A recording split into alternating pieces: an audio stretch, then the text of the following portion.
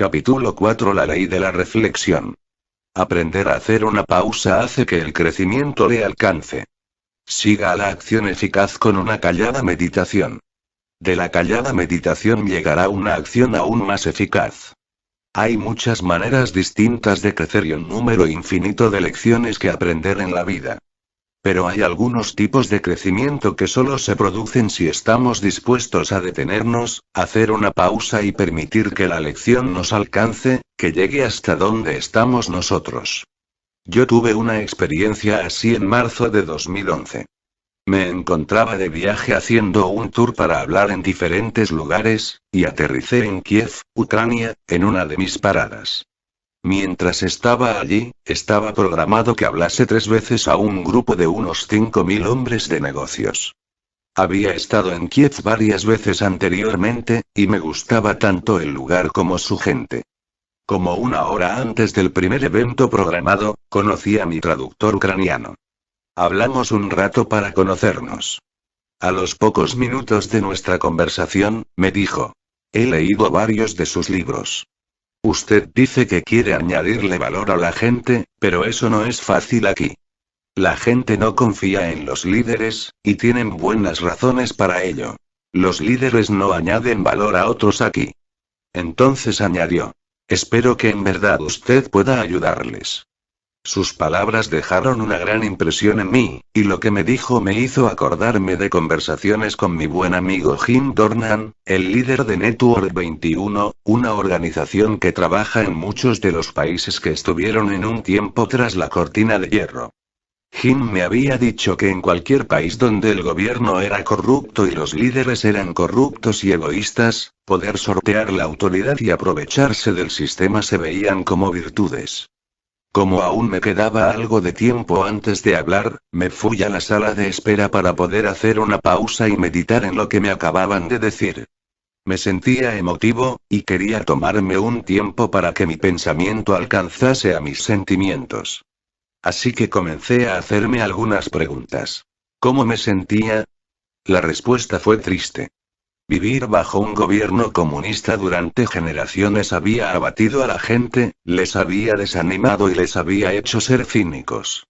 Es difícil avanzar cuando se tienen pocas esperanzas. ¿Qué podía hacer yo? Podía abrirles mi corazón. Para algunas de esas personas, quizá ningún líder les había dicho anteriormente que a él les importaban ellos y que quería que tuvieran éxito.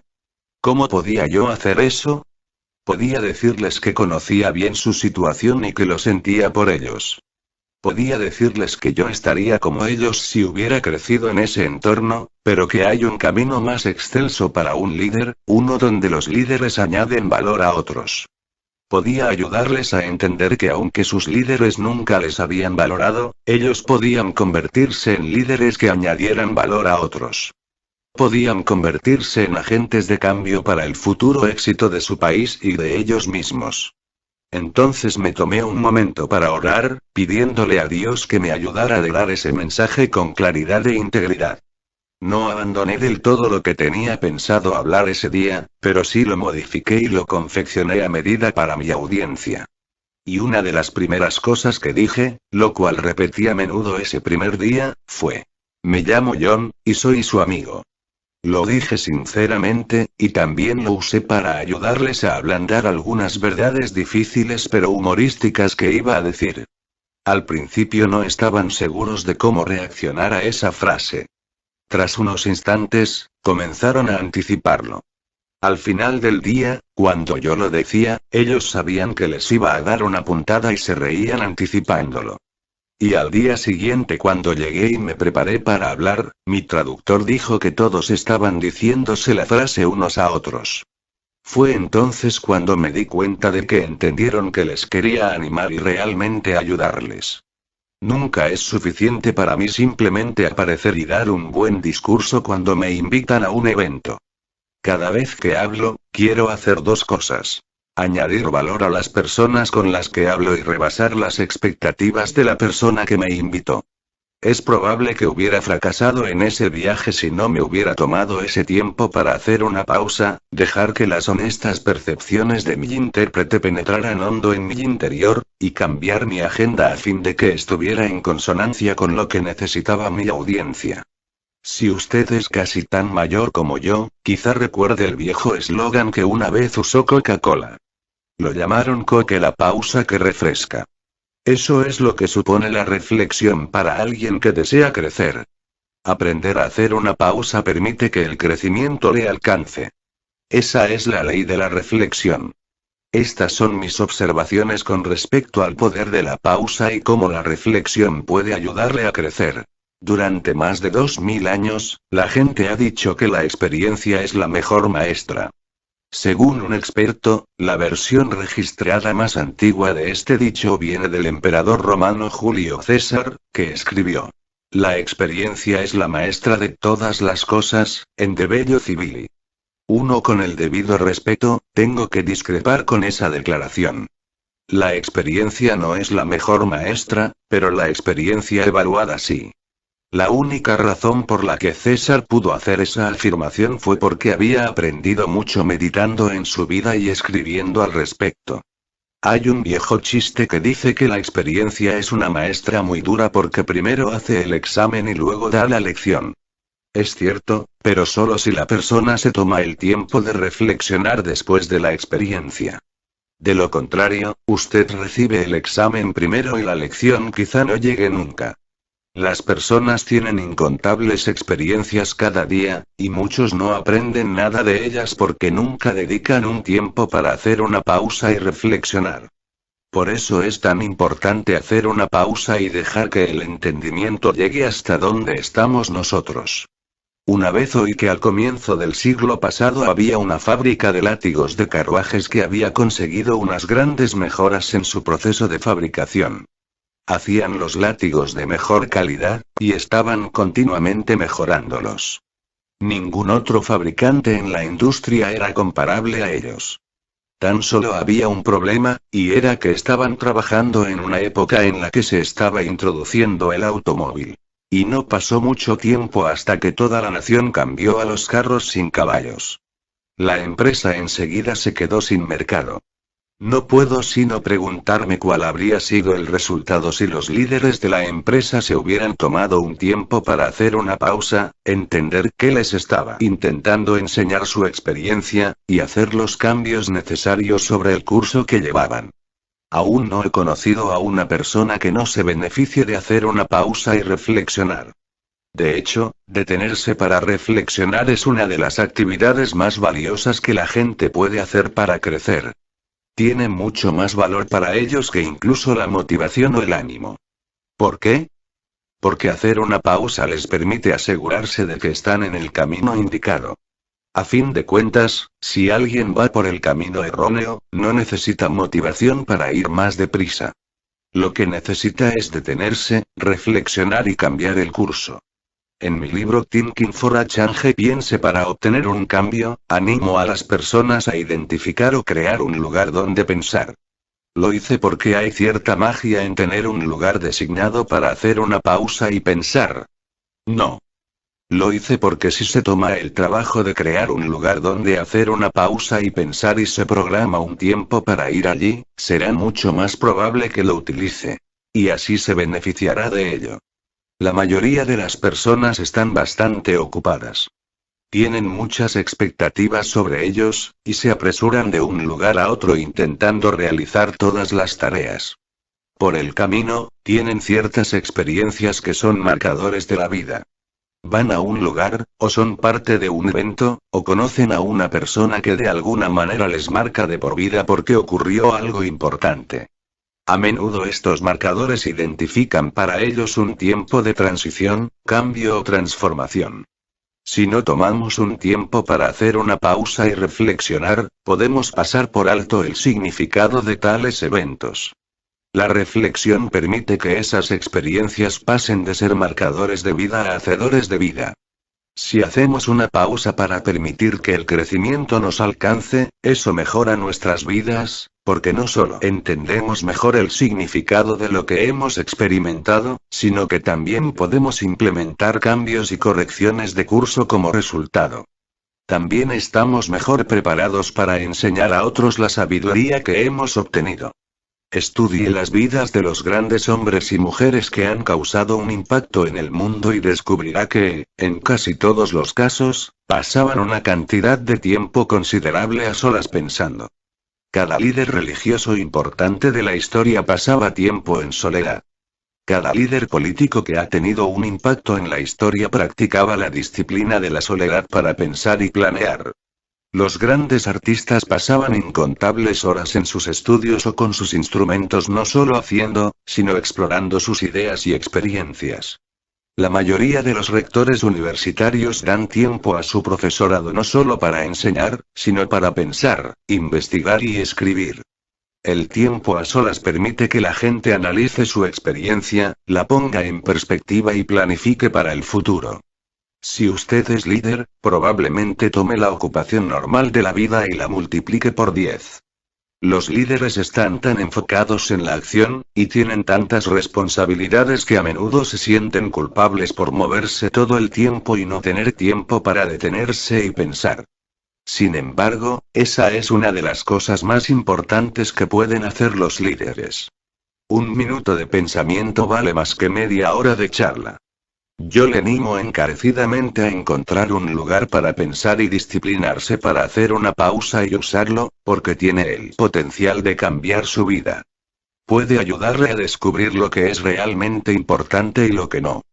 Como destacó el escritor y sacerdote católico Henry J. M. Nouwen.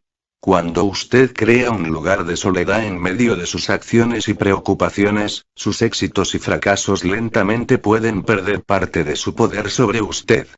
Cuando dedique un tiempo a hacer una pausa y reflexionar, hay realmente 4 direcciones básicas en las que su pensamiento debería ir.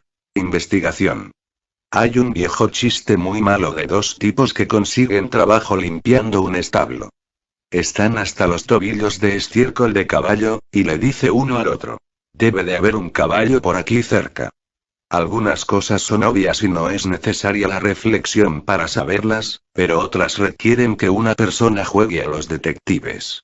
El gran científico Galileo dijo: todas las cosas son fáciles de entender cuando se descubren. El punto es descubrirlas. Eso requiere investigación. Hacer una pausa significa algo más que ir más despacio para oler las rosas. Significa detenerse y solventar las cosas. Eso, por lo general, requiere que una persona haga preguntas, algo que trataré en la siguiente sección de este capítulo. Lo que hay que recordar es que el crecimiento continuo que se obtiene de las experiencias solo es posible si descubrimos ideas y principios que hay en ellas. Eso se consigue mediante la investigación. Incubación.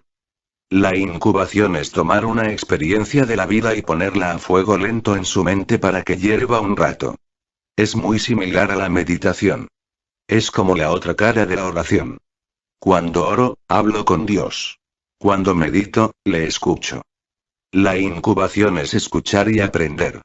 Yo pongo continuamente citas e ideas en la olla de cocimiento lento de mi cerebro para dejarlas que incuben. Ahora lo hago poniéndolas en la aplicación de notas de mi iPhone. Las tengo ahí durante días, semanas o meses, y las consulto a menudo para reflexionar en ellas. Aquí tiene algunas de las citas en las que estoy pensando actualmente. Si usted no está en la mesa, está en el menú. Usted no espera ni se acelera por una crisis. Se entiende a sí mismo. La marca de un líder eficaz es alguien que absorbe el castigo sin rendir su alma. Yo doy el tiempo necesario a las ideas hasta que descubro una perspectiva o experimento la siguiente y, que es iluminación. Jim Rohn destacó: al final de cada día, debería volver a poner las cintas de su desempeño. Los resultados deberían o bien aplaudirle, o darle un codazo. Está hablando de la iluminación. Estos son esos momentos hay claro. De la vida, las epifanías en las que de repente entiende o ve algo por primera vez. Es cuando se enciende la bombilla proverbial. Pocas cosas en la vida son más reconfortantes que esos momentos.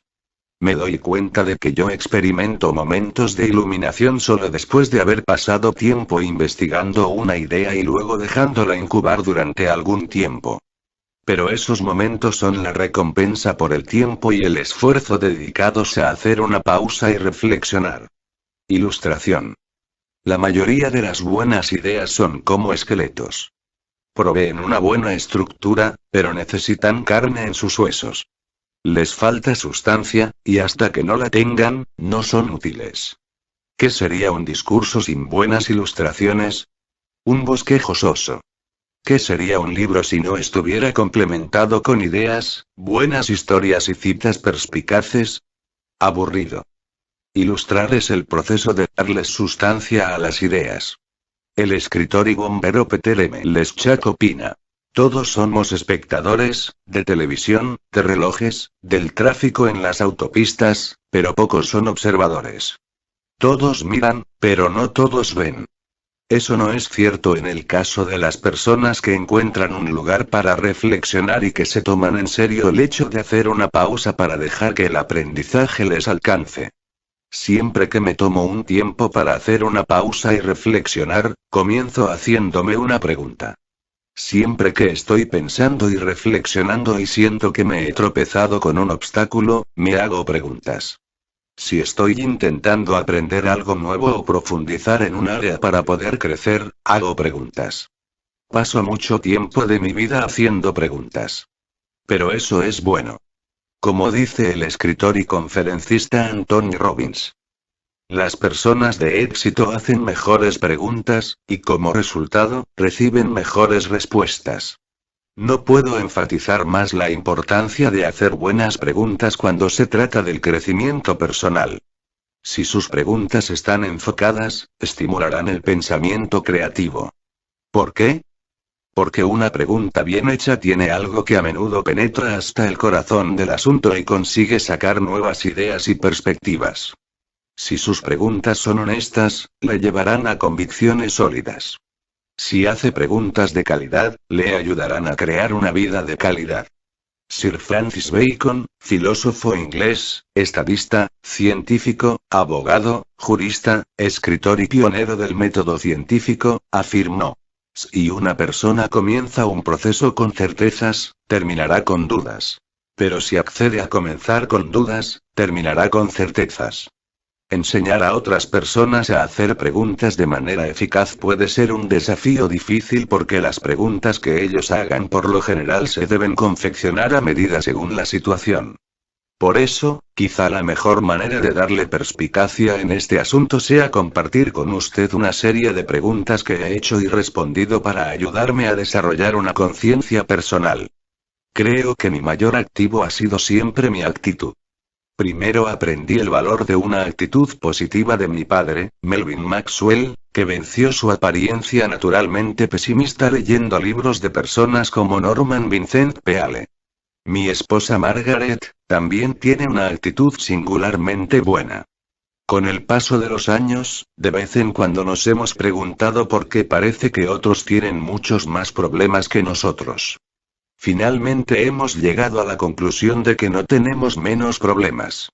Tan solo no permitimos que los problemas que tenemos nos desanimen o distraigan de lo que creemos que es importante. ¿Qué ha supuesto para mí darle respuesta a esta pregunta? No solo me ha animado a seguir cultivando una actitud positiva, sino que también me ha recordado que una de las mejores cosas que puedo hacer por otros es hablarles positivamente, decirles que sepan que creo en ellos, y animarles en su viaje. Sin lugar a dudas, tener expectativas no reales es un gran defecto en mi vida. Como soy optimista por naturaleza, subestimo cuánto tiempo, dinero y esfuerzo me llevarán la mayoría de mis proyectos, y eso me puede meter en problemas. ¿De qué forma me ha ayudado a crecer el hecho de responder a esta pregunta? Ha suavizado mis expectativas hacia otros. Modificar mis expectativas para ser más realista me ha ayudado a preparar a mi equipo para el éxito, en vez del fracaso. Y también me ha ayudado a crear metas más reales para los miembros de los equipos y las organizaciones para las que trabajan. Sin ninguna duda, mi familia es la fuente de mi punto álgido.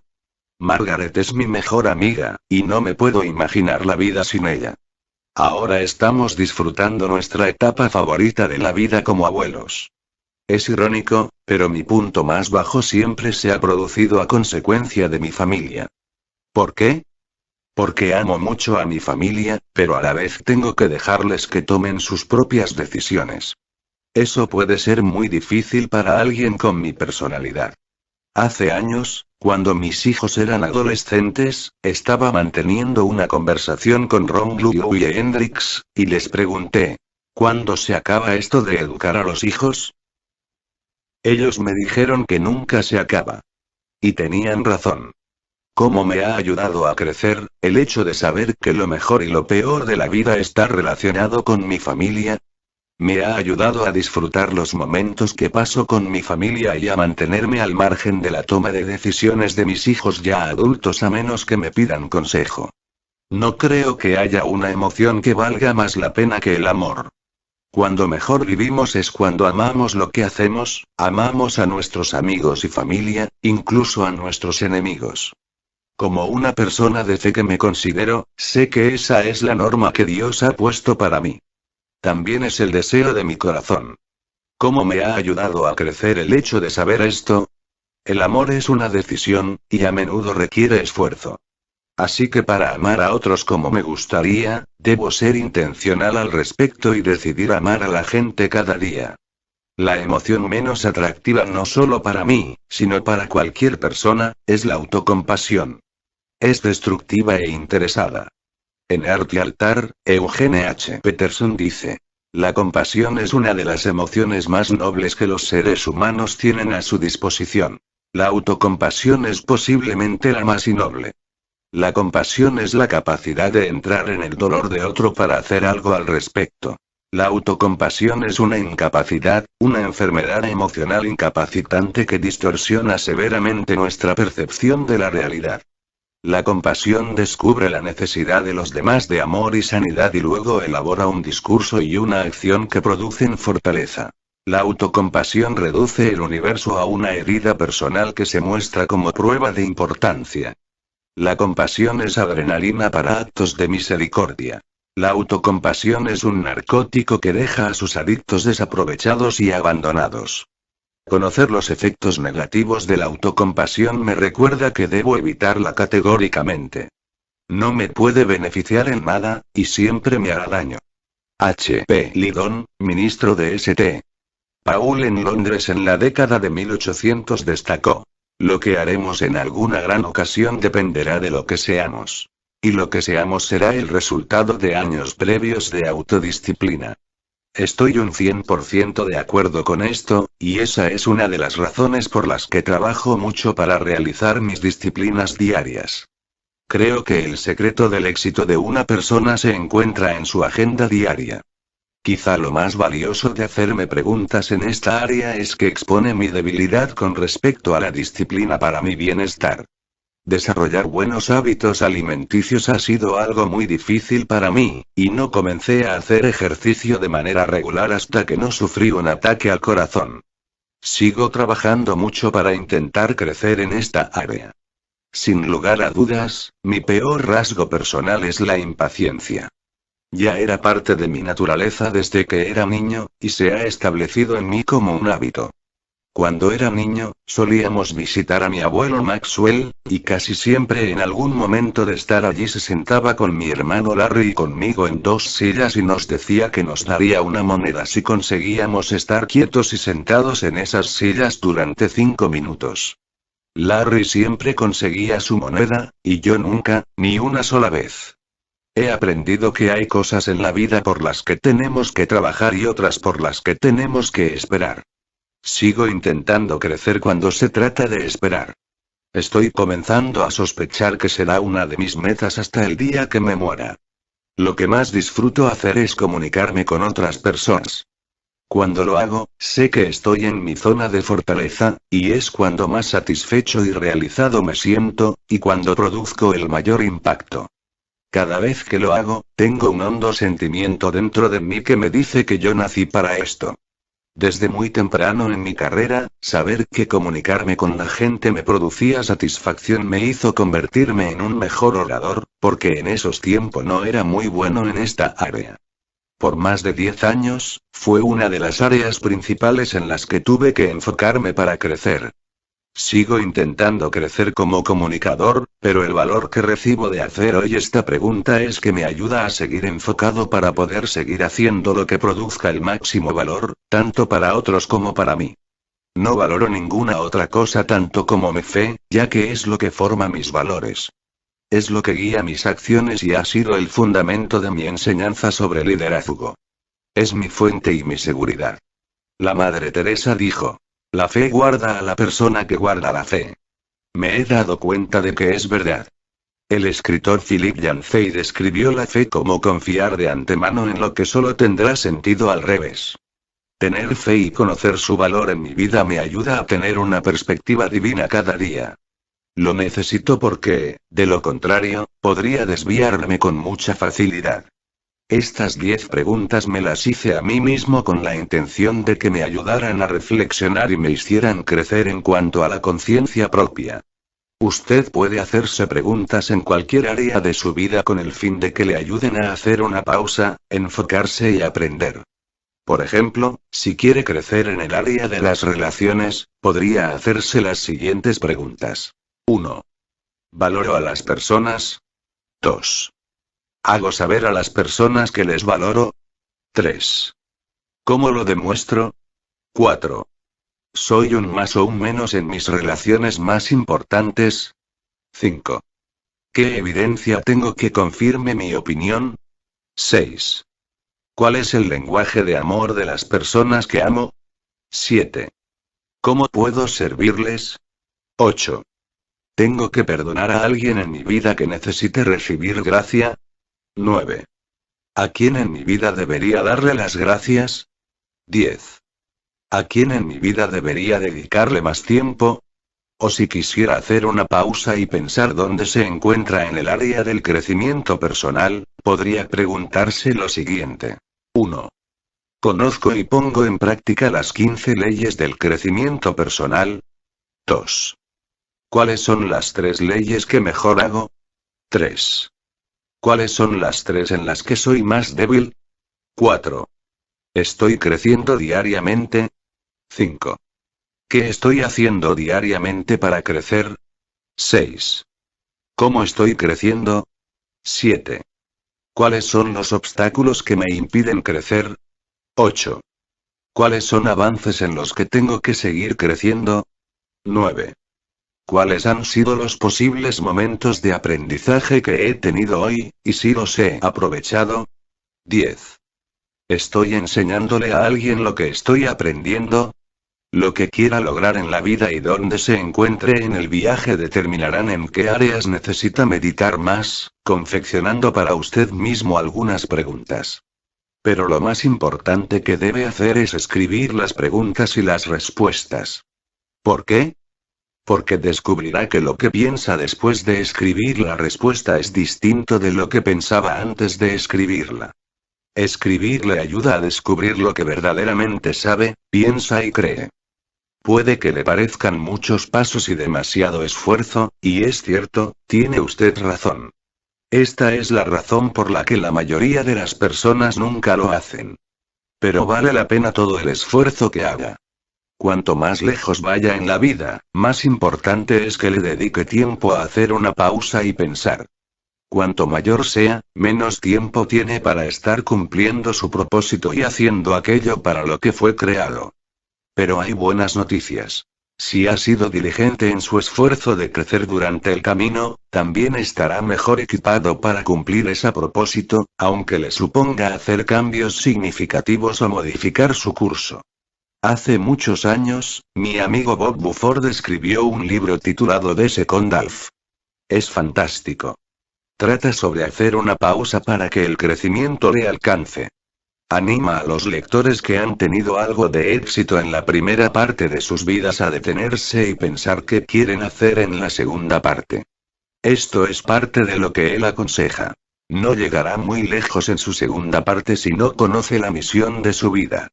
¿Puede resumirla en una frase o dos? Una buena manera de comenzar a formular una es con algunas preguntas y respuestas sinceras. ¿Cuál es su pasión? ¿Qué ha logrado? ¿Qué ha hecho extraordinariamente bien? ¿Cuál es su inclinación? ¿Dónde está su arraigo? ¿Cuáles han sido esos yo debería que le han acompañado en la primera parte de su vida? Estas y otras preguntas similares le llevarán hacia el yo que su corazón anhela. Le ayudarán a descubrir las tareas para las que fue especialmente creado. Nunca olvide que su meta en el crecimiento personal es alcanzar su potencial. Para hacerlo, tiene que seguir haciendo una pausa, planteándose preguntas y creciendo cada día. 1. ¿Ha creado un lugar donde poder hacer una pausa y reflexionar de manera sistemática y eficaz? Si no, hágalo de inmediato. Primero, establezca qué tipo de entorno sería bueno para usted. Entre los lugares que yo he escogido durante los años figuran una roca al aire libre, una pequeña habitación aislada donde nadie me molesta y una silla especial en mi oficina. Vea lo que mejor va con usted, y no cambie mientras le resulte efectivo. 2. Dedique tiempo a hacer una pausa y reflexionar. Si no lo hace, siempre se quedará fuera de su lista de quehaceres. Idealmente, puede pasar un tiempo cortito para hacer una pausa y reflexionar al final del día, entre 10 y 30 minutos, un tiempo significativo cada semana, al menos 1 o 2 horas, parte de un día varias veces al año, mediodía, y un tiempo largo anualmente, como mínimo un día y como mucho una semana. Anote estos tiempos de pausa en su calendario y cúmplalos como lo haría con sus citas más importantes. 3. El dibujante Henry Arnold dijo: el hombre sabio se cuestiona a sí mismo, y el necio cuestiona a otros. La ley de la reflexión no le servirá de mucho a menos que sea intencional en su tiempo de meditación. Tiene que ser intencional haciéndose preguntas difíciles. ¿En qué área necesita crecer más en este momento? ¿En su autogestión?